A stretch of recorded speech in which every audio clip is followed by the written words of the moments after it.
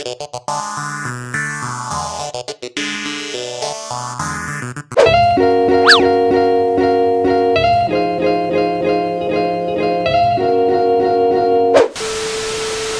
yun na nga mga ka-positive, no? Magandang araw po sa inyo. It's me again, Daddy Vlog. Bro, what are you talking about, man? Wala nang intro, bigla ang video repair lang to mga ka-positive. Dapat may pupuntahan kaming event nila Kuya Eric. Kaso nga bumagsak yung malakas na ulan. Hindi pwedeng bumiyahe yung mga jet nila dahil open curb. What?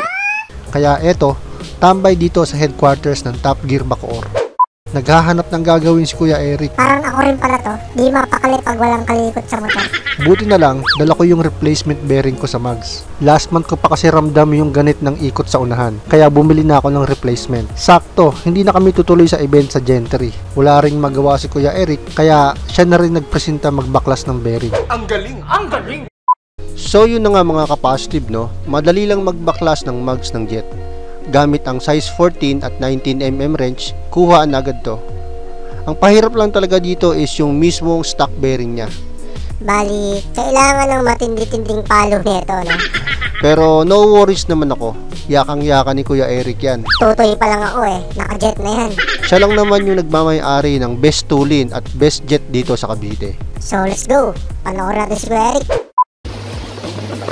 Hindi, okay lang yan. Ikakat ko na lang yan. Focus lang sa mags.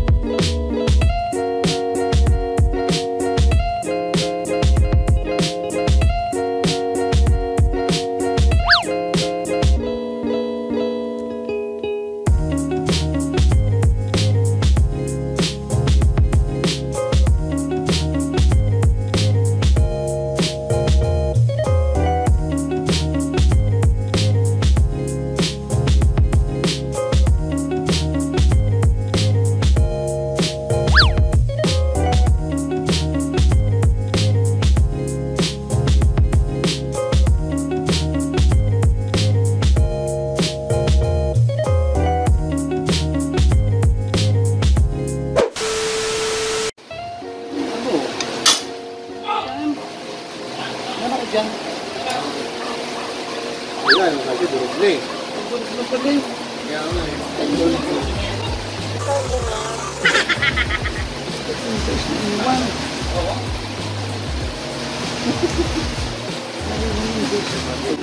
Hindi, pag natanggal naman yun, pwede na. Tanggal yun. Angat mo kasi pa, Dex. Ha? Ayaw makita ng papa mo eh. Sige, sige. Sige. Mamaya pag punta ako doon. Tignan ko yung malasantol mong show.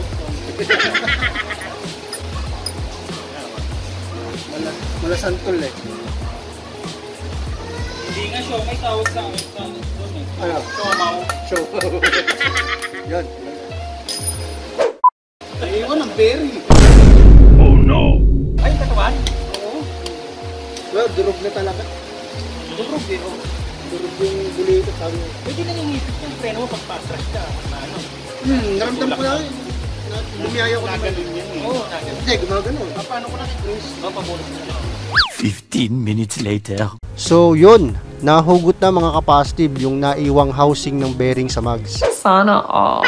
Sabi na ito yung pahirap talaga dito. Dahil durog na rin talaga yung mismong bearing niya. Buwat kasi nung nabili ko to last year pa, never kong napalitan yung bearing. What?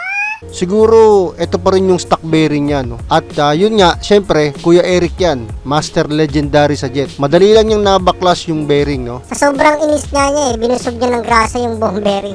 After nyan, madali nang ikabit yung bago. Kung paano tinanggal, ganun din ang pagbalik. Basic na basic yan kay Kuya Eric. Mas matagal pa nga ata yung konti kaysa sa gawa. Masaya tumambay dito sa kanila, lalo na kung may ganitong gawaan ng motor.